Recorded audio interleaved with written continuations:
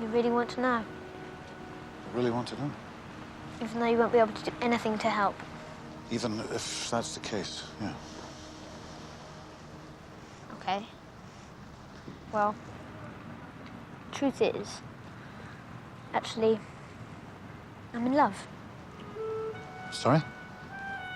I know I should be thinking about Mum all the time, and I am. But the truth is I'm in love.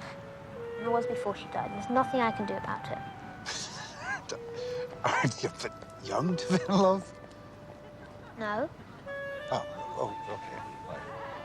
Well, I mean, I'm a little relieved. Why? But because I thought it would be something worse. Worse than the total agony of being in love. No, you're right. Yeah, total agony. We interrupt this program to bring you...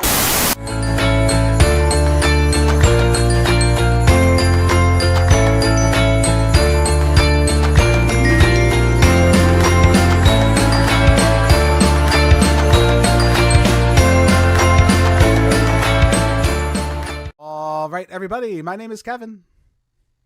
And I'm John. I'm Adam. And I'm Julie. And we are The Real Movie Guys, and welcome back to another episode of The Real Review, the series where we review and discuss all your favorite movies. And ladies and gentlemen, it's December. You know what that means. Real Christmas. Real Christmas is a special event where we take a look at all your favorite holiday movies. On today's episode, we're taking a look at Love Actually. Follow the lives of 8 very different couples and dealing with their lives in various loosely unrelated tales, all set during a frantic month before Christmas in London, England. The ensemble cast movie. Much like this channel, there is a large cast of characters that do deal with different things, and I do like a good ensemble movie. I will say the last one we looked at on the channel, I did not have a really good time with it. It was Valentine's Day. That kind of made me want to put a bullet to my head, just to say it was pretty terrible. It was not a good time. I know me and John looked at that one. It was not fun. But the good thing is, I think we can go back. In 2003, the movie Love Actually was released, and that was kind of like the first, I don't want to say the first ensemble movie, but the first of like the holiday kind of feel-good love story kind of movies, brought to you with, English characters, so not the Americanized disasters we kind of got later on, like Valentine's Day and New Year's Eve and all of them. And I got to tell you guys, I've kind of been up and down with this movie over the years. There's times I've liked it, times I thought it was fine. After rewatching it, again, I gotta tell you, I think I appreciate it a little bit more, and I had a decent time with this. I do think this is actually a pretty good rom-com movie with some stories I really enjoy, some I could probably do without, but overall, I think it's a fine movie, and I really do like the messages that are kind of brought to this movie that you really don't see nowadays, and we'll go a little bit deeper into it. But Adam, how about you? What'd you think on this one? This is my first time watching this movie, and rom-coms are always hit or miss with me. Yeah. Which I'm sure they are with a lot of people too. But this one, as you said, there was a lot of like I know that these types of movies are so difficult to kind of like actually execute properly, but some of these stories, they actually really did well. And then of course, there's some that I could probably do without, or I needed more information. There were characters that I really didn't get attached to as much as I would have liked to. But I mean, overall, it was surprisingly decent. Yeah, I think there's something to be said about crafting this style of movie, I think, especially when you need the stories to kind of all interconnect in one strange kind of way, like whether it's a character's related to somebody or they know another character, or in one case, one of them's not really connected to anything. It just kind of happens in the background, which I think is incredibly funny. But, I do give them credit for doing something like that. It's kind of like a fun, almost like a mystery, right? I would say like a mystery kind of thrown into the comedy romance, even though it's definitely not a mystery movie. It adds that element of intrigue, kind of like what a soap opera has or something like that. You kind of want to see like what happens next, and I think Love Actually does successfully achieve that, and there's a reason I think this is a go-to classic for a lot of people during the holidays. John, I know you're super ecstatic about this, man. What did you think? Oh yeah, this was my first time watching this movie, and 100% chance my last time ever watching this piece of crap. Oof. This movie, I mean, I don't know if I'm just really, really stupid or this movie just really, really sucked. Either way, I'm going with I won't it answer sucked. that for you.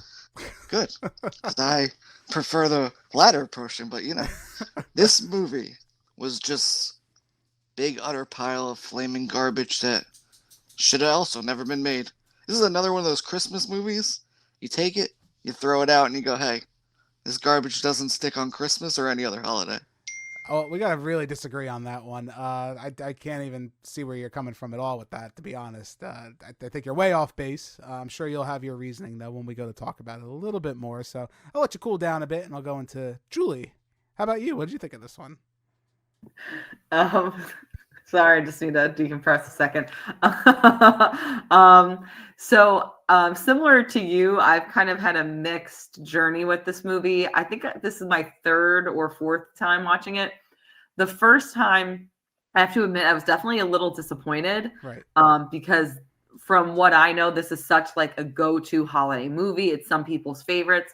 And when I watched it, I was like, I don't know if I really see what everyone was talking about. Like, yeah, it's good, but like, is it as good as everyone said?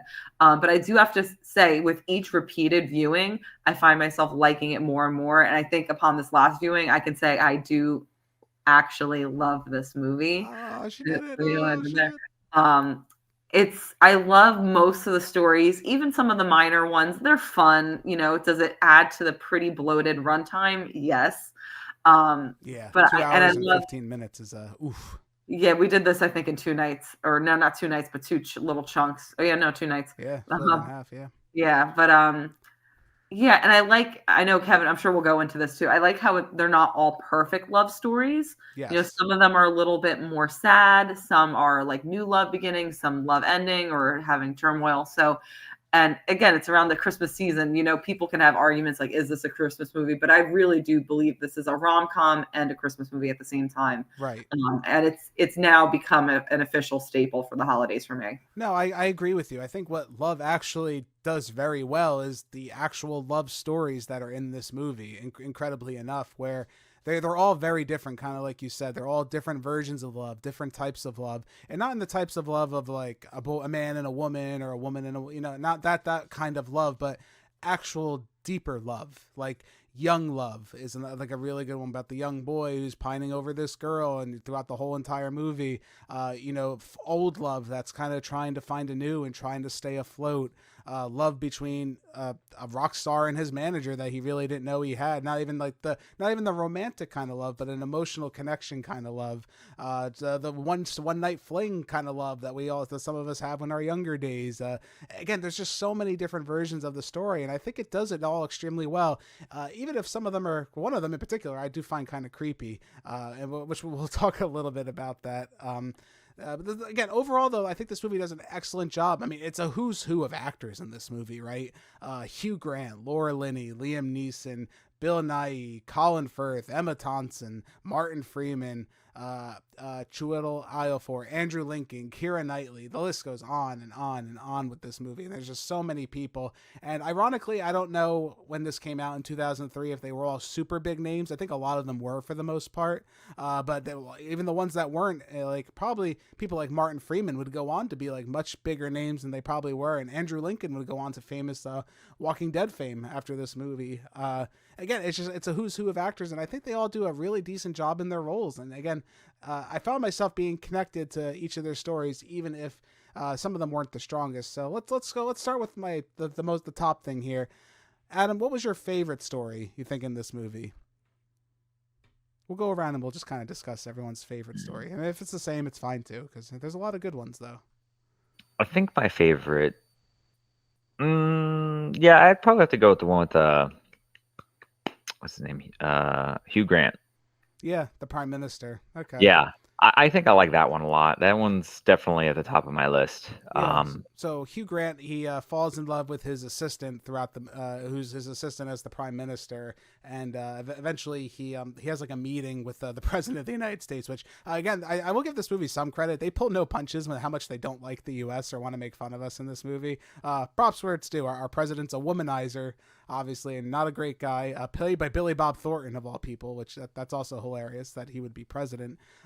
Eventually, though, he womanizes her, and then he kind of comes out and defends her, and then he realizes, oh, I'm getting too close to her. I have to send her away. But then the magic of Christmas comes, and he gets a Christmas card from her saying, I could be yours. I care about you. And then he's off to find her, and, shenanigans ensue where he's visiting houses, trying to find her on her street, and he goes to her nephew's play, and then they're found kissing on the stage at the end of it, and they're all happy. I think that's a fun story, and Hugh Grant is incredibly likable throughout the whole thing, as usual, which I always like to think Hugh Grant's a better bad guy sometimes in movies, but I did find him relatively enjoyable here, Adam.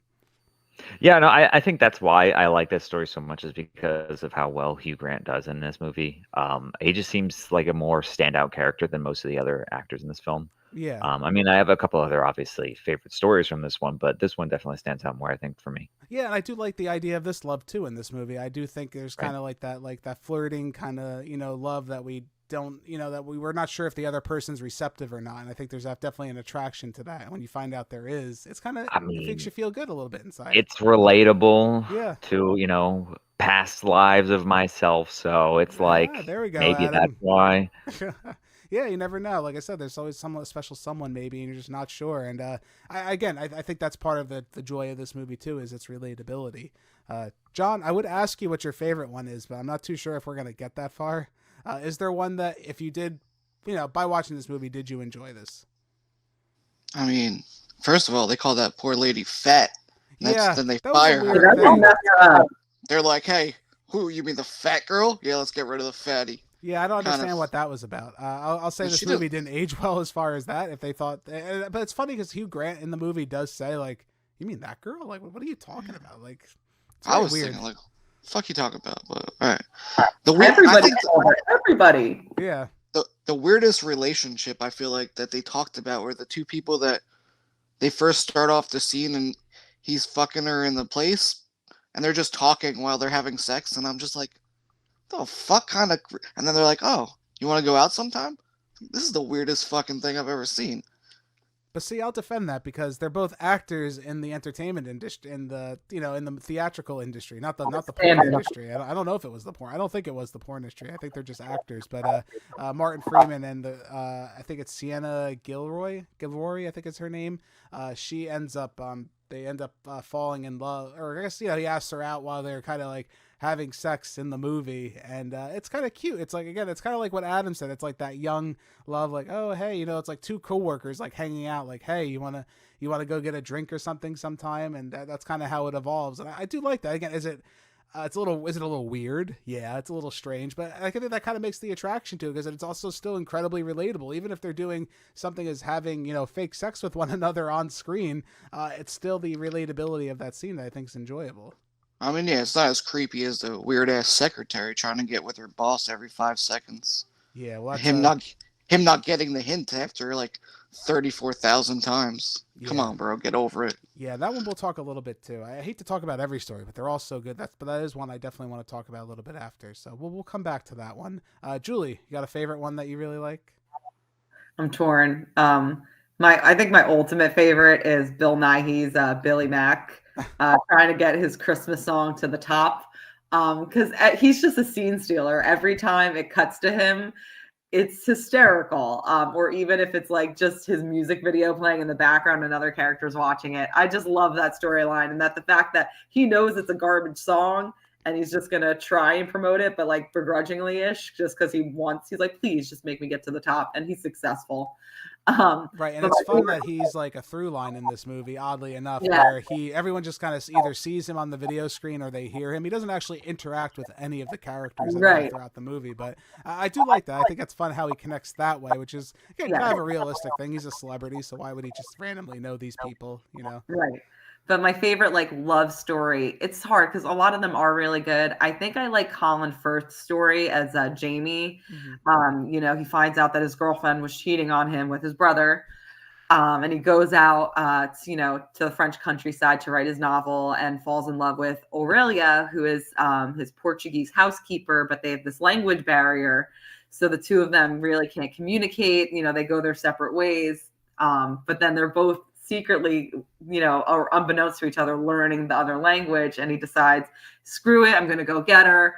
I just love the scene where he talks to her dad. He's like, all right, let's go find her. And they're all walking in the streets and this huge crowd's following him and he proposes to her. I just think it's so cute.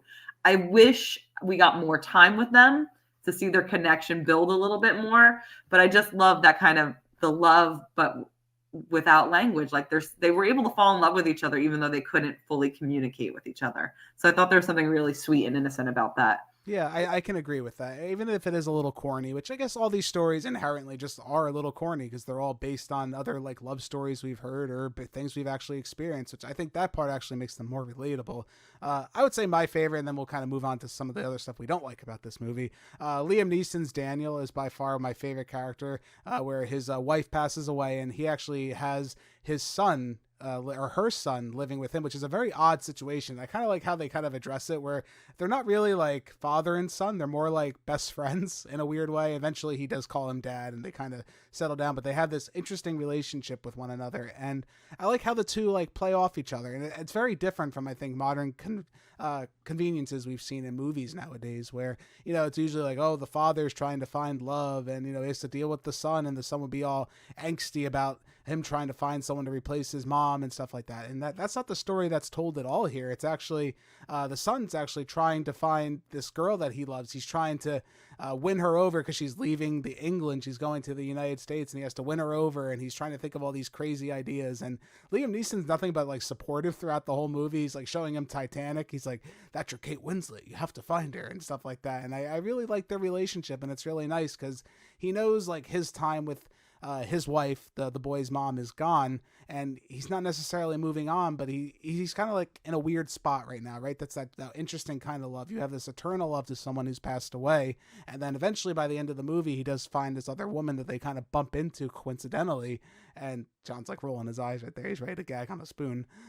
They bump into each other, and that could probably starts his future where he realizes, okay, my son's like kind of moved on and doing the thing. Now I have to kind of move on and live my life now. And I like that. I know it's kind of corny, but I think it has its place. And again, you have Liam Neeson, who's an excellent actor, you know, especially compared to nowadays where he's more just breaking necks and stomping on throats throughout the entirety of his career. It's nice to see him be like a nice, charming guy once in a while, but this movie does have some issues. Like Julie kind of alluded to earlier, it's way too long. I think 2 hours and 15 minutes is a long runtime for this movie. And the irony is, even though it's so long, I think we don't get enough time with some of the characters to really kind of envelop their stories a little more. A little more development would have been nice on some of them, I think, for me to care even more. Adam, did you feel like that with any of the stories in this film? Was there something you kind of wanted more of? Or I have one in particular, but I'd love to hear yours. Yeah, I mean, the one that Julie mentioned, I would have loved to have had more time with them, because I just that was another one that I was caught between, you know, one of my favorites. That was definitely the one that I was like, damn, I could have watched a whole movie about them. Severus Snape cheating on his wife. Yeah, give it to me. Give it to me, man. Yeah, and I feel like the ending wasn't the greatest for that story. I don't know. Yeah, I mean, I guess you can make that's an why it argument left me there, wanting more. because Yeah, it's kind of like, did they stay together? And then that's an interesting kind of love too. That's just, again, the movie's trying to explore there about they've been together for so long, they have a family, but they're kind of starting to fracture a little bit, have different separation. Maybe he wants something younger, something more exciting, and she's kind of devoted her whole life to their love. I think that's interesting. Again, did it mean more time in the oven? I think so, definitely. Is there any other ones that you guys would have cut out? Does anybody have, besides John probably wanted to cut out the whole movie, was there anything you would have cut out, Julie? Is there? I know the one for me would be the Americans scene. I didn't really enjoy The that. Americans, yep. And then another one, which I hate to say it because the scene is so iconic, and you mentioned it a little earlier too. Yeah. Andrew Lincoln's character is in love with his best friend's wife, Which is terrible. Keira Knightley, which is terrible. But again, all kinds of love, right? Right. But the worst part of it is, I guess, you know, it was a pre-existing love. I guess he always was in love with her. So, and the whole storyline is like, she doesn't understand why he's so cold to her. He's a dick. But then it comes out that he actually loved her the whole time. And he does the cute scene with the cue cards, but it's not so cute after you watch the movie because her husband's literally, and his best friend is upstairs. So there's no real payoff for that story at all. Just like years of awkwardness with each other for the rest of their lives. And I guess, I mean, the only thing now that I'm thinking of it with the different kinds of love, that's the unrequited love. Right. You I know? can watch you from afar and love you, even though I know I can never be with you. And he does say that, he says, I know this is my, burden to carry, my poor heart, and this is what I have to deal with until I find someone else. But if I think it could have been axed to give some of the other storylines a little bit more time. So much irony, because I think that is the most famous scene in the movie. I think it's been parodied to death by other It movies, really is, yeah. commercials, always with the cue cards telling you, expressing your love to somebody. And, out of context, it's incredibly romantic. But Adam, what do you think? Do you think it leaves a little to be desired as far as the love part of that scene? Because it is very creepy when you look at it. And especially it's funny how this is one of the most iconic scenes. It is the most iconic, I'd say. Yeah. I mean, in the moment, I'm like, oh yeah, I guess that's kind of sweet. But yeah, thinking back on it, it is a little awkward. Yeah. Can we just be real here for a moment? Oh yeah, here we go. One of those two motherfuckers is either going to murder each other or the wife's going to kill him. So it doesn't really matter how happy everything is. It's going to end in a bad way anyway. Yeah, at some point the friendship is going to be done.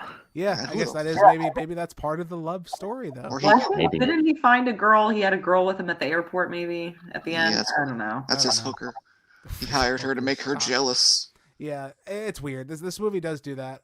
One of the other ones, which I kind of wish we got a little more, and I guess that's also kind of the interesting note in this story, is it doesn't always end well for the characters in this movie. Laura Linney she has like a romance with a person in her workplace, and you find out she takes care of her brother who's ill. He's psychologically ill, and she has to take care of him and whatnot. And her story just kind of is dropped by like mid-movie, right? There's really no climax to it. Is that her brother or was that her husband? Because No, I it's her couldn't. brother. Okay. Because at first I was like, all right, it seems like her brother. And then I was like, wait, they could be romantic together. I don't know. Fuck.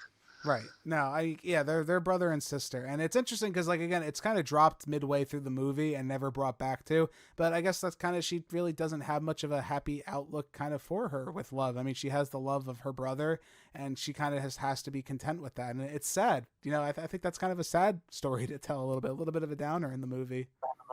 Which I think was disappointing too, because when you first are introduced to her love story, Alan Rickman's character, he's her boss, and he's like, why the hell haven't you asked this guy out yet? Everybody knows you love him. He knows you love him, so you're kind of hopeful that it is, a reciprocated love. But unfortunately, she has a big burden to carry, and he just can't deal with it, or he's not interested in enough to continue to pursue her with all of that baggage. So I found that to be a very intriguing story, but it was sad, so, and that's what I find, like, another story I love is the Alan Rickman with his wife, but it's also a very sad story, but it's real life. Right. And that's what I really do appreciate about this movie. You can say your negatives like John over there for why you don't like this movie, but I think its portrayal of love, I think, is very innate and very realistic, which again, we don't really get in these kind of movies. Usually it always is the happy ending or something adjacent to it. And I like how this movie does explore the options. But with all that being said, we've talked to exhaustion about this film.